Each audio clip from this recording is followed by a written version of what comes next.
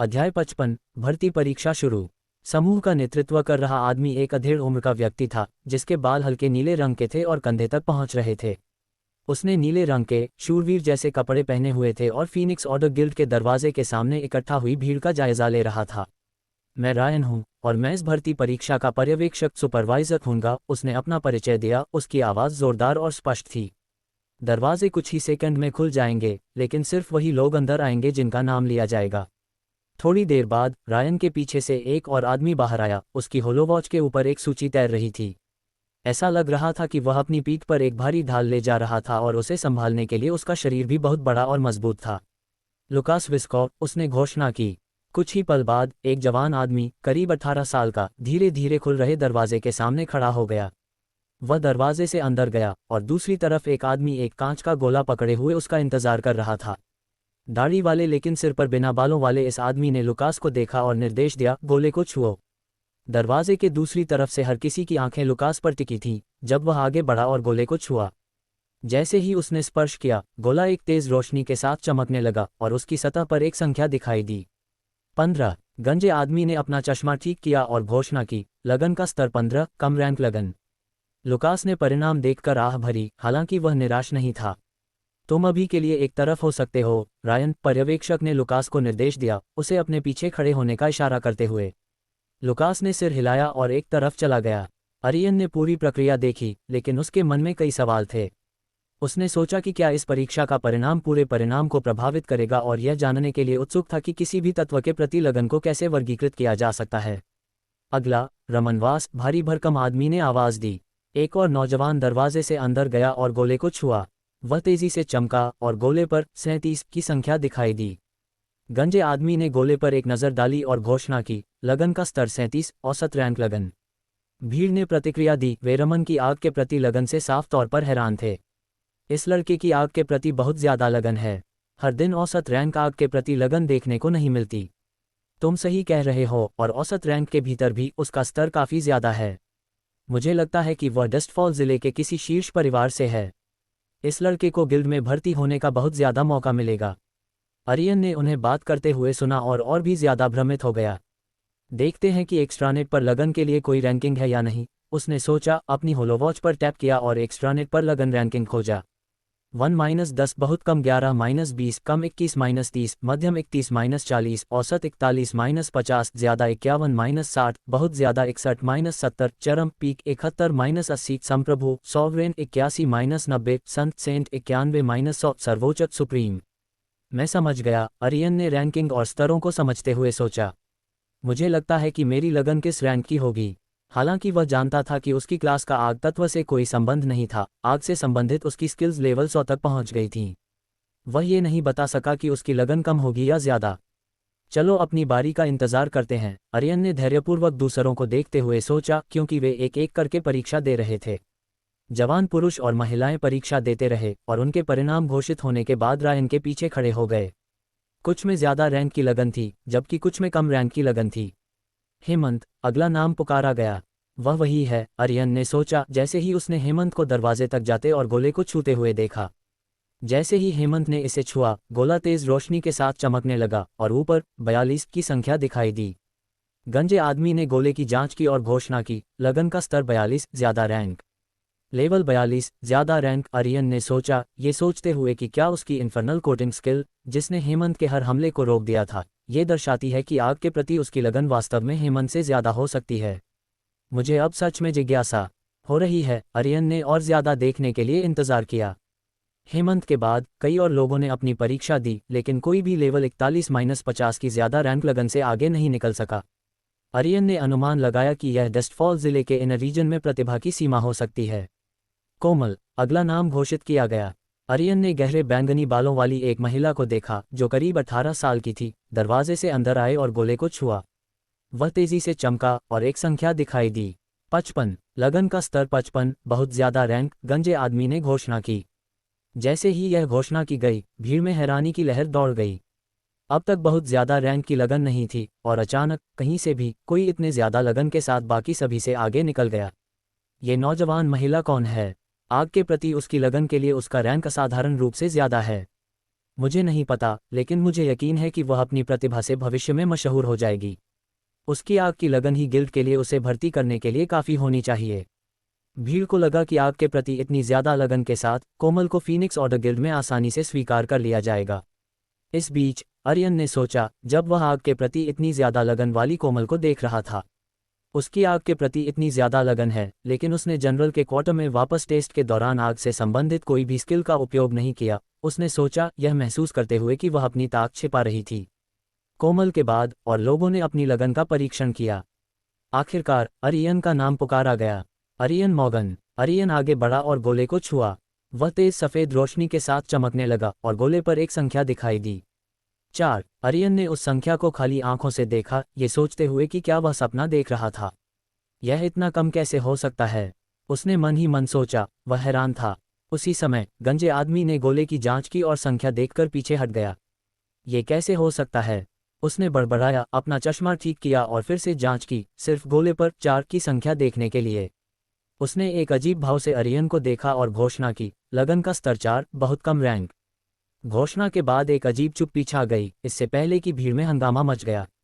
क्या किसी की इतनी कम लगन कैसे हो सकती है? इस बच्चे में आग के लिए लगभग कोई लगन नहीं है। धत, मुझे लगा कि कम रैंक लगन वाले की सबसे कम लगन होगी, लेकिन यहाँ कोई बहुत कम रैंक लगन वाला भी है। आग के प्रति इतनी कम लगन के साथ वह भर्ती परीक्षा में भाग लेने की हिम्मत करता है।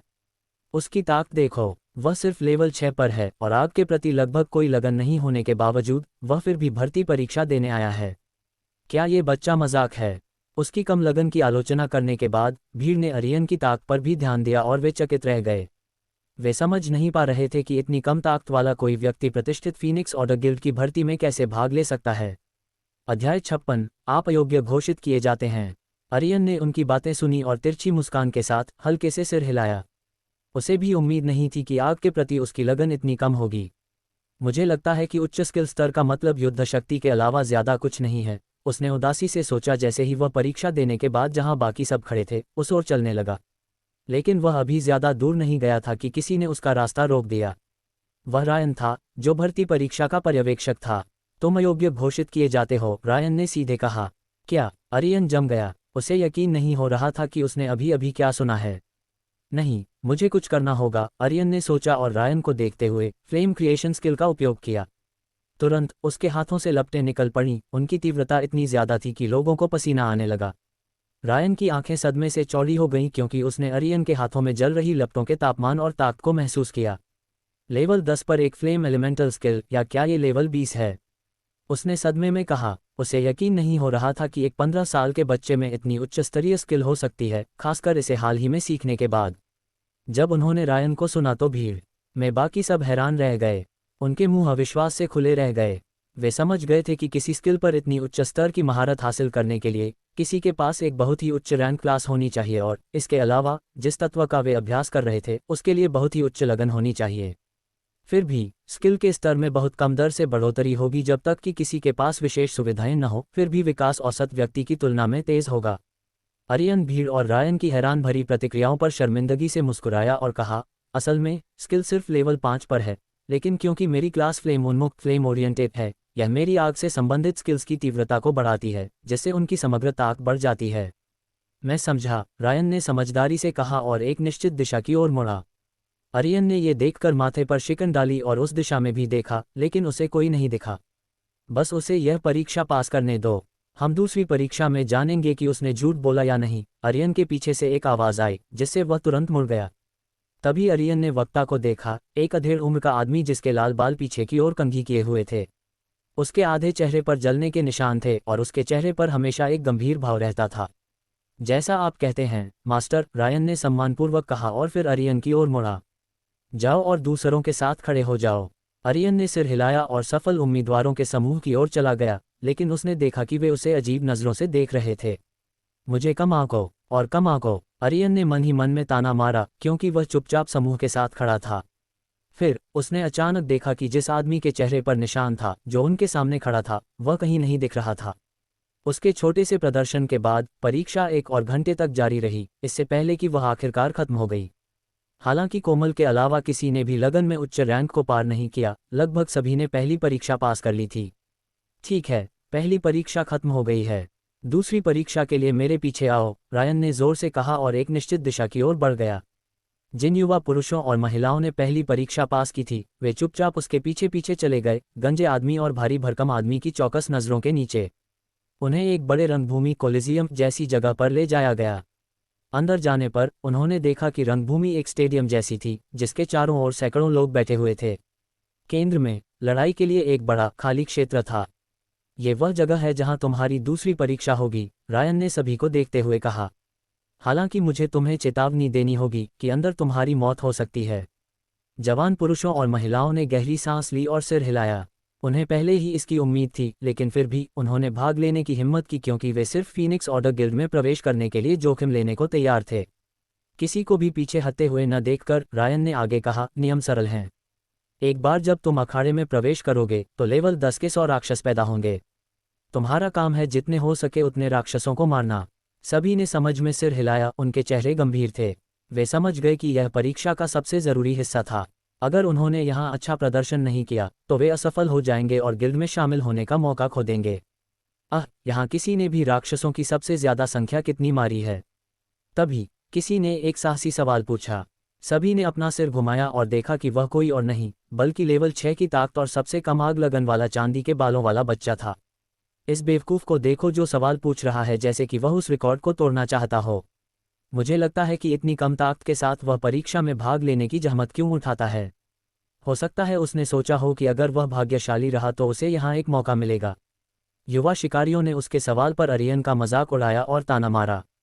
उन्होंने सोचा कि वह एक मूर्ख था जो अपनी ताकत नहीं जानता था और सिर्फ अपनी किस्मत आजमा रहा था।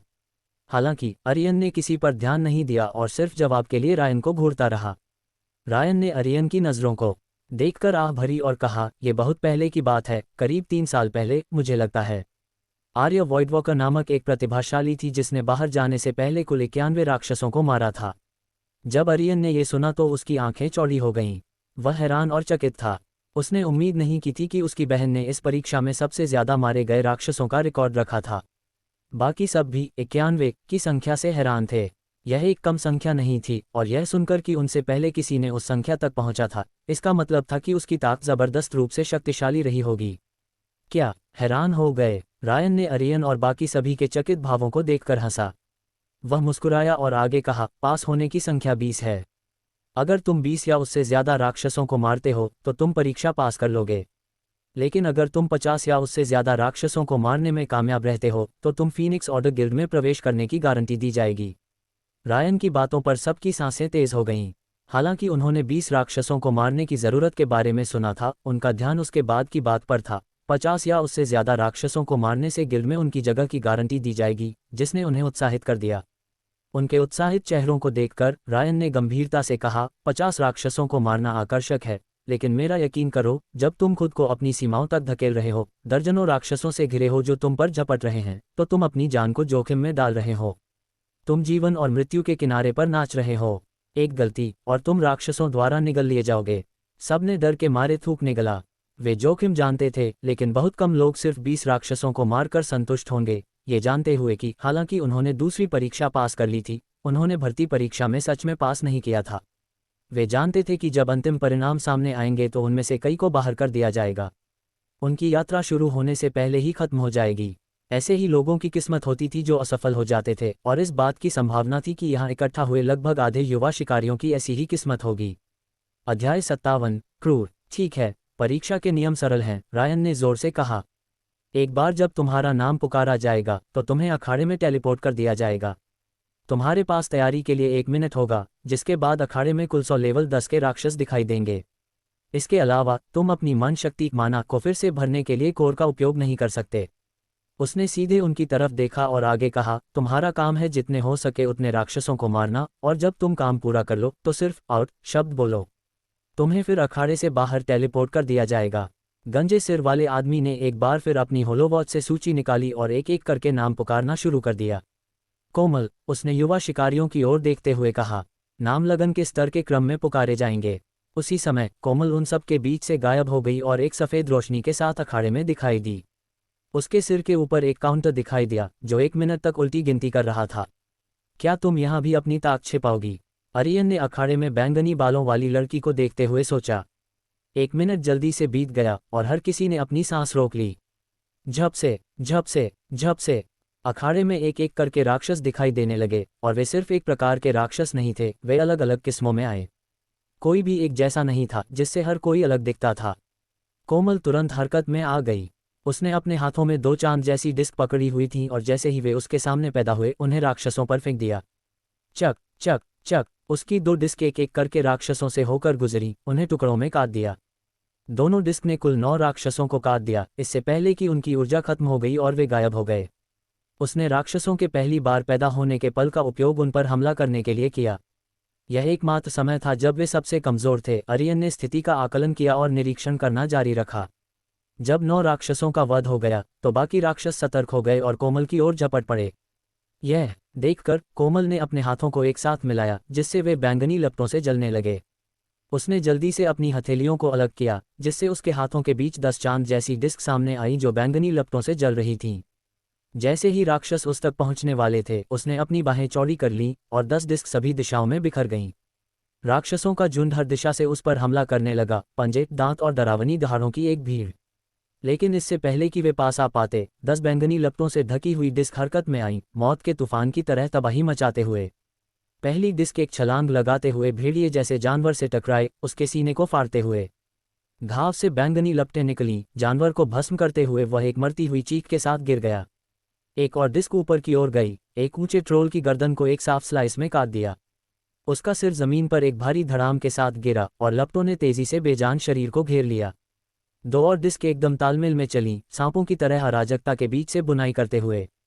एक ने एक हमला करते हुए सुअर जैसे जानवर को फाड़ दिया। उसकी कवचधारी खाल ने कोई प्रतिरोध नहीं किया क्योंकि उसे साफ साफ आधा काट दिया गया था। दूसरे ने एक चौड़ा चाप बनाया, एक ही गति में 3 गॉब्लिन को काट दिया। उनकी चीखें भी निकलने से पहले ही उनके शरीर राख में बदल गए। एक विशालकाय ओभरे दहाड़ा, वापस लड़ने के एक हताश प्रयास में एक मोटा डंडा घुमाते हुए। लेकिन एक डिस्क ने उसे रोक दिया, आसानी से हथियार को तोड़ दिया और फिर ओभरे के सीने में गहराई तक घुस गई। बैंगनी लपटें तुरंत फैल गईं, विशाल जीव को सुलगते हुए खंडहर में बदल दिया। बाकी डिस्क अखाड़े के माध्यम से चेतन ब्लेड की तरह घूमती रहीं, अपने रास्ते में किसी भी चीज को मार गिराती रहीं। अंगों और धड़ों को निर्मम सटीकता के साथ अलग कर दिया गया, जिससे उनके पीछे बैंगनी आग के निशान रह गए। कुछ ही पलों में अखाड़ा पूरी तरह से नरसंहार का दृश्य बन गया था। बिखरे हुए राक्षस के शव जल रहे थे क्योंकि लपटों ने जो कुछ भी बचा था उसे भस्म कर दिया, शांत हवा में ओमनसली से सरकते हुए। हालांकि 10 डिस्क अपनी मन शक्ति से सीमित थीं और कुछ मिनटों के नरसंहार के बाद बैंगनी लपटें गायब हो गईं, सिर्फ डिस्क को छोड़कर। हालांकि डिस्क ने अकेले ही कुछ और राक्षसों को मारने में कामयाब रहीं, वे भी कुछ ही देर बाद गायब हो गईं। इस बिंदु पर कोमल को हाँफते हुए, गहरी सांसें लेते हुए देखा जा सकता था। उसने उस हमले के लिए अपनी सारी मन शक्ति का उपयोग कर लिया था, जिससे उसके पास कुछ भी नहीं बचा था। ये देखते हुए कि कई राक्षस अभी भी बाकी थे, उसने अपने होंठ काटे और धीरे से कहा, आउट। उस शब्द के साथ वह अखाड़े से गायब हो गई, पीछे राक्षसों के बिखरे हुए शवों को छोड़ गई। कोमल गंजे सिर वाले आदमी के सामने दिखाई दी, जिसने प्रशंसा में उसकी तरफ सिर हिलाया। बहुत बढ़िया काम, तुम कुल 63 राक्षसों को मारने में कामयाब रही। 63? हर कोई हैरान था। वे 10 राक्षसों को मारने की कोशिश कर रहे थे और यहाँ किसी ने आसानी से 60 से ज्यादा को मार दिया था। अविश्वास से उनके मुंह खुले रह गए। उन्होंने अपनी आंखों से लड़ाई देखी थी और देखा था कि उसने कितनी कुशलता से इतने सारे राक्षसों को मारा था, फिर भी उन्हें यकीन करना मुश्किल लग रहा था कि उसने 60 से ज्यादा को मार डाला था। वह मजबूत है, लेकिन क्या वह उसकी पूरी ताकत है? आर्यन ने उसे शांति से देखा और सोचा। अगला, भास्कर किन्स। गंजे सिर वाले आदमी ने दूसरे आदमी को पुकारा, जो जल्द ही अखाड़े में खड़ा हो गया, लेकिन अखाड़ा अब साफ था। उसके सिर के ऊपर एक घड़ी दिखाई दी, जो 1 मिनट तक उल्टी गिनती कर रही थी। भास्कर शांत रहा क्योंकि उसने 2 छोटी तलवारों का एक सेट निकाला। जैसे ही उल्टी गिनती 0 तक पहुंची, राक्षस एक एक करके पैदा होने लगे। राक्षसों के आते ही भास्कर ने मारना शुरू कर दिया और कुछ मिनटों बाद उसने आउट शब्द कहा और अखाड़े से गायब हो गया। भास्कर किन्स 41 राक्षस मारे, गंजे सिर वाले आदमी ने घोषणा की। उसके बाद गंजे सिर वाले आदमी ने एक एक करके कई नामों को पुकारा क्योंकि उन्होंने परीक्षा में भाग लिया था। हालांकि हर कोई एक टुकड़े में बाहर निकलने में कामयाब नहीं रहा। कुछ ने अपने हाथ और पैर खो दिए थे, कुछ बुरी तरह घायल हो गए थे और कुछ तो बाहर भी नहीं निकल पाए, राक्षसों के लिए भोजन से ज्यादा कुछ नहीं बन पाए।